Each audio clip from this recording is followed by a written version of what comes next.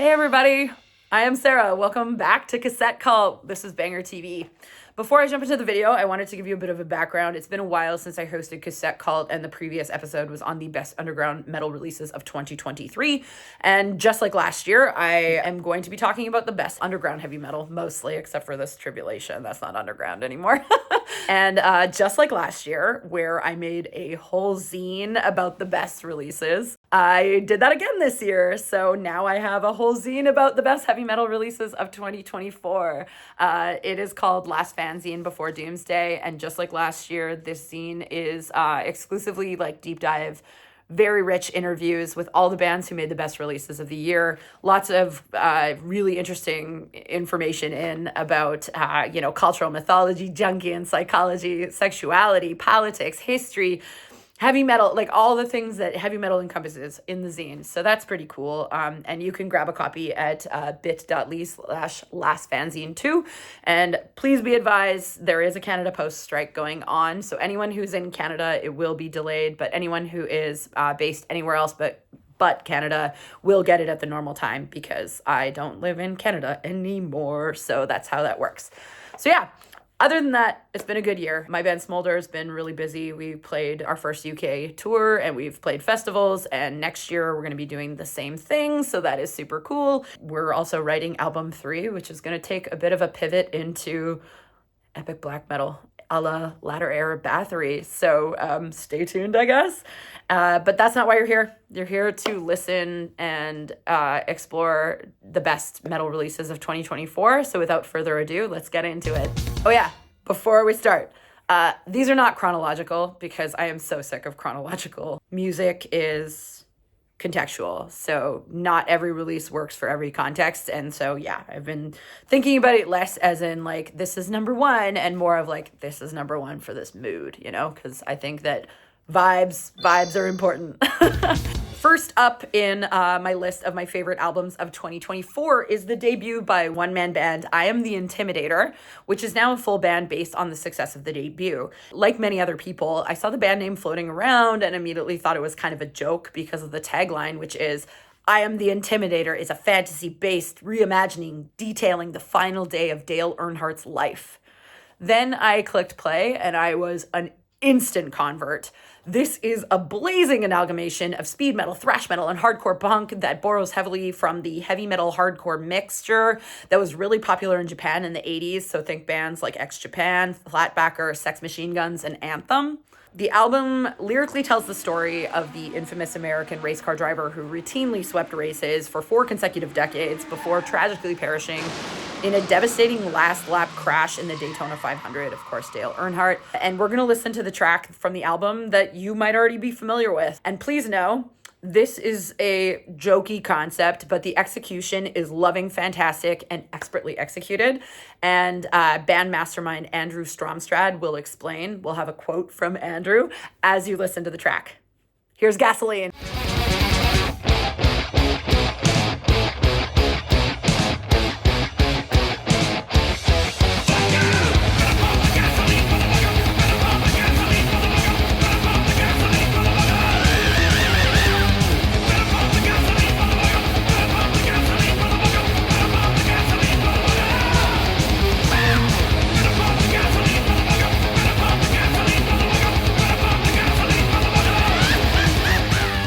Love that quote. I feel like I should frame it. At least I'm not in an operatic power metal band that's unknowingly singing about sex acts with tanks or planes. Damn, Andrew, why you gotta go after Sabaton like that? Next up on my list of the best metal albums of 2024 is the debut by Norwegian text thrash outfit Sovereign, who excel at the anxious and the angular. They are reminiscent of Dimension Hatros era Voivod mixed with Nocturnus and Morbid Saint. Yes, that is fucking tasty, I know. And they allegorically and sonically explore altered realities on their fantastic debut for Dark Descent Records. It's an unpredictable and incessant album with a deeply discomforting atmosphere as it bounces and kind of slices in like numerous weird directions before careening off the rails. We're going to listen to the track Absence of Unity, and then you're going to see a quote from one of the band members. Expect something odd. This was very hard to get a clip for.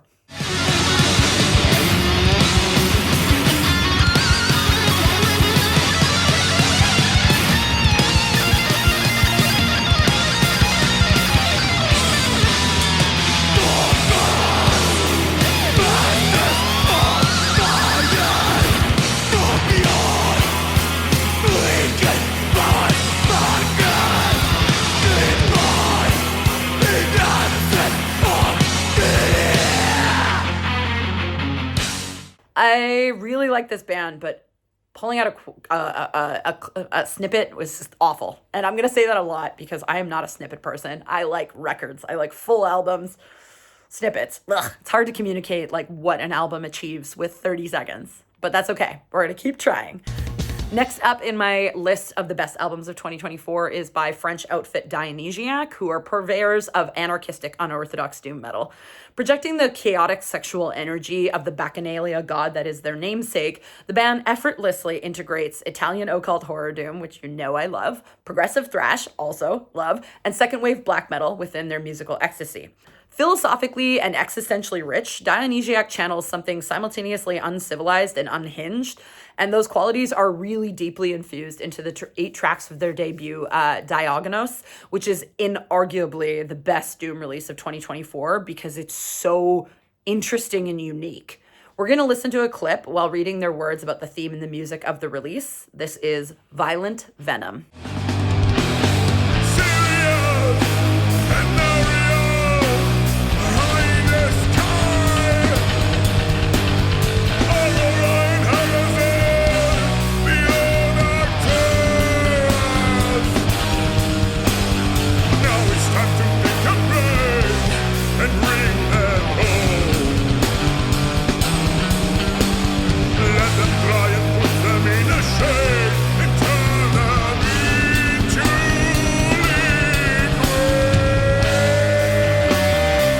This quote feels so fitting to the song, as Dionysiaque feels so otherworldly. They also have this ample atmosphere building within the songs.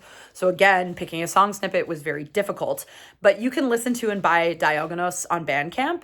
You can also read the fascinating Q&A that I did with the band, which covers numerous elements of Greco-Roman mythology and French history within my zine, which is available now from bit.ly/lastfanzine too. And I'll also show you the illustration I did with it because I'm pretty proud of it. But yeah, I got a spread with Dionysiaque because the interview was absolutely fascinating. Now we're going to talk about Grendel's sister, because of course we're going to talk about Grendel's sister. I'm a little too obsessed. It's an unhealthy obsession, but I keep it in check. Arguably the most original heavy metal project of the decade, they defy easy categorization. They are heavily informed by cross-cultural mythology and Jungian psychology, and they make these strange primordial hymns for forest dwellers and magic seekers. There's elements of Lord Weird Slavfag, of Lordian Guard and Fairport Convention for sure, but the music itself flits between acid rock, krautrock, and epic metal without an ounce of hesitation. It is very confident and unusual music. It's rich and dramatic, and the vocal approach of their vocalist Caro is particularly unusual, as she favors this very bardic and clipped style rather than a soaring or clean approach. And it's anchored by a singular sparse guitar, and the entire result of all these things is sublime. On their debut full length, which is called Catabasis Into the Abaton, they play strange heavy metal in English that are once again repeated in German. Let's listen to the wonderful track Night's Owl Beak.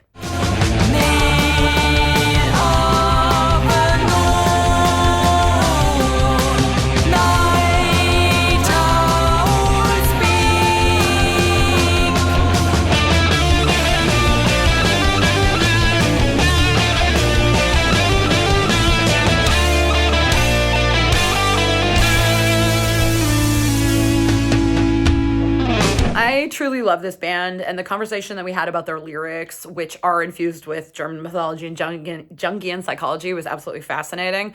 I also did the liner note illustrations in the vinyl and CD editions, but not this cover art. And that's just because I asked them if I could, because I loved their first 7-inch. I loved their first EP, and then their EP that came after. So yeah, I'm biased, but I inserted myself into that narrative because I truly think this band is spectacular. So next up on my list of the best heavy metal releases of 2024 is the third studio album by Swedish and English language outfit Helvetets Port, which you can see right here. And I have to qualify this one because this is one of those bands that a lot of people just don't really seem to get. They're unpolished, fun, rollicking, old school Swedish heavy metal worshipping as fuck. They were formed in 2001. They've been very slow. They only have 3 records. Their 2009 debut was called Exodus to Hell. Their 2019 record was called From Life to Death. And neither of those records actually resonated with me personally, but this third record, Warlords, is just incredible. And it's because vocalist and guitarist Witchfinder has smoothed out the rough edges of his unusual and warbling singing style, and he's simultaneously injected a dollop of melodic pop into the record, which means that this is basically an 80s classic sing-along heavy metal, like lost 80s classic sing-along record that emulates Gotham City, Heavy Load, and Thor. We're going to listen to the apex of this and the ending of the track Helvetets Port, which is in Swedish, obviously.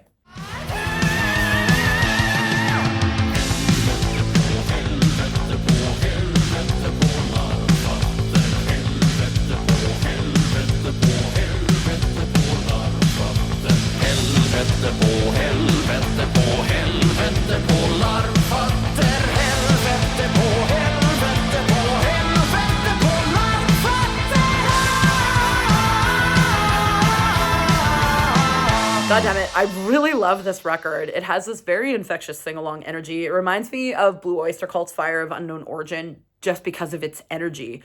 I also really enjoyed having the conversation with Witchfinder about Swedish language heavy metal because that is something that I didn't know that much about, and he gave a lot of really interesting context. So you can read that for yourself, bit.ly/lastfanzine2. Now let's talk about the next album, which is also by a tech thrash band, and I love tech thrash. The frenetic debut by Baltimore, Maryland, USA-based outfit Nuclear Tomb was 13 years in the making.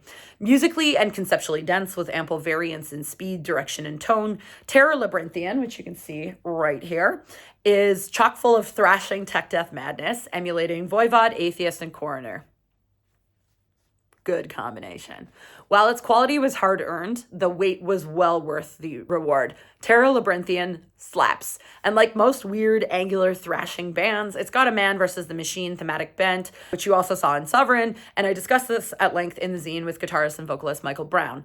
We're going to listen to the track Dominance and Persecution, and we can read what he has to say about the theme.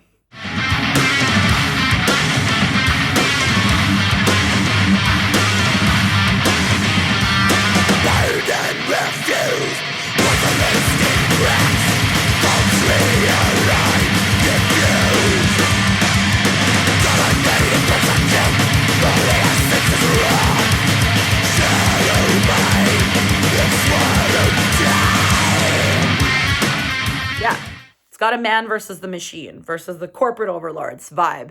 And theme. And every single time I listen to this record, I like it more. It reminds me so much of the Angular Anxiety of Dimension Hatros. It has all these little amazing bits that unfold with each listen, and it's also got unusual hooks. Maybe that's my favorite. I don't know. That might be my favorite of 2024. I've listened to it so many times, and every time I do, I like it more. Highly recommend. I highly fucking recommend Terror Labyrinthian. It's out on the fantastic Italian label Everlasting Spew, and they're really coming up, so good job, Everlasting Spew. Next up in my list of the best heavy metal releases of 2024 is the fantastic second record by American heavy metal band Morgul Blade. You can see that right above me. After forming in 2018, Morgul Blade has been perfecting their craft, resulting in this year's nuanced and mature heavy metal wraiths. While conceptually the band is visually and lyrically immersed in the Lord of the Rings universe, they sonically emulate the heavier side of classic heavy metal, conjuring Venom, Dawnbringer, and Satan's Host. On album 2, they focused on increasing the contrast and the dynamics, bringing more depths and more sadness to their music, and they are fundamentally shaped by the working class origins of their Philadelphia hometown, and they thrive in the darkness, the tangents, and the adventure. The vocalist and guitarist and synth player Klauf, who manages and runs the band, will explain as we listen to the opening track, Eagle Strike.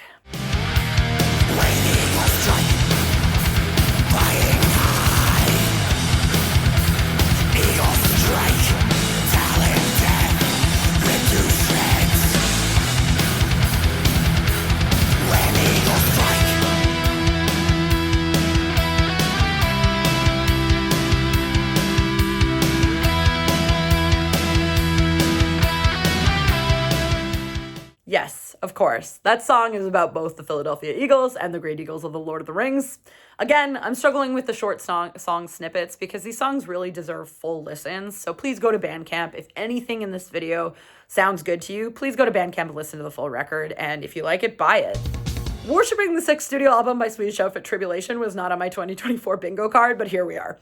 Now fully transformed into a stadium goth rock band that's mostly devoid of growling vocals and instead dominated by the smooth baritone reminiscent of Nick Cave, their newest album, Sub Rosa in Aeternum, is transformative. Obviously, the band's early days emulated Dissection, Necrophobic, Morbus Chron, and Repugnant, but the Tribulation of 2024 has way more in common with Sisters of Mercy, Susie and the Banshees, Typo Negative, and Goblin. So many things I like. Of course, they've retained the gothic and religious undertones that have long been a staple of Tribulation, culminating in an incredibly sexy and menacing record. I did a much longer review for Banger that you can watch. The link is in the video description. But I regardless like to play a clip while you read an interview with guitarist Adam Zars about the thematic bent of the album.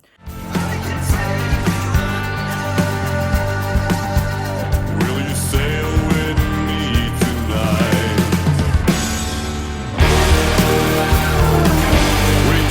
Drifting away in oblivion. We keep on floating away into hungry waters.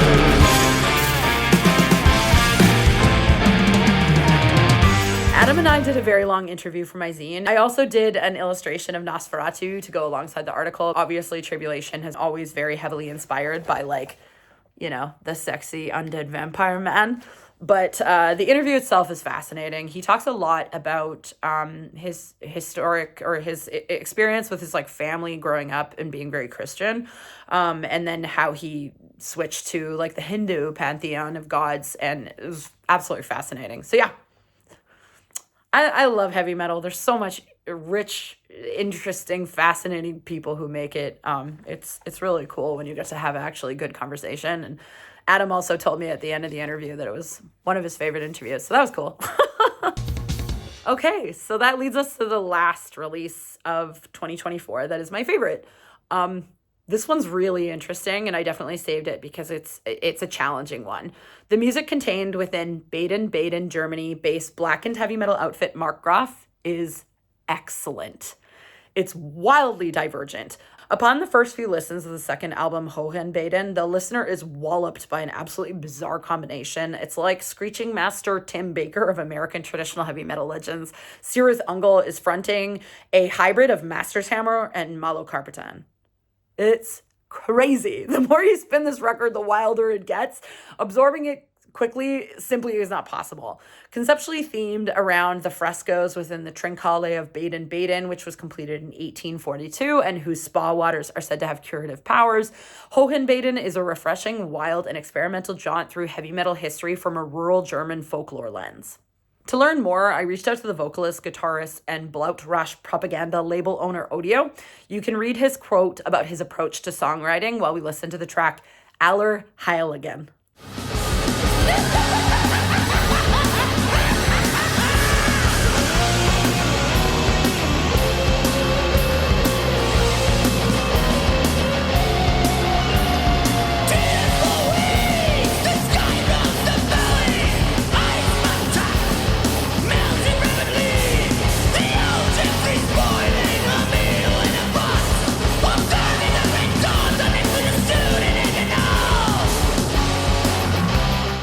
If anyone tells me that they're trying to emulate the Cocteau Twins, Sarcophago, and like Bossa Nova, I'm interested. I mean, a lot of the times I think that could just be like a disaster, but in this case, it's like so interesting. And I have to repeat it again because pulling clips of these records out for this video was immensely difficult. But there you have it. Those were my top 9 albums of 2024. If I were to pick a top 10, I'm just going to turn around and grab that top 10. The 10th album that I would have featured in the list was Duel's The Shape of Fluidity. Unfortunately, they were not available for an interview, but you can watch my very long review, the link in the video description, because I did a full-length Overkill review for this one. But yeah, that would be in my top 10 as well. For all the releases that were featured today, if you like anything, please go listen to it. Please go buy it from the band directly. There's so many treasures that came out in 2024. Again, I also made the zine. I would love it if y'all bought it. Last fanzine before Doomsday. Oh yeah, there's also new Smolder long sleeves. that are going live at the same time. They have exclusive artwork. You can also pick that up. And if not, maybe I'll see you. We're playing Germany, Sweden, Greece, and all these other countries in 2025. So hope to see you there. Have a great rest of your 2024. Suggest other left field picks for me in the comments. Bye.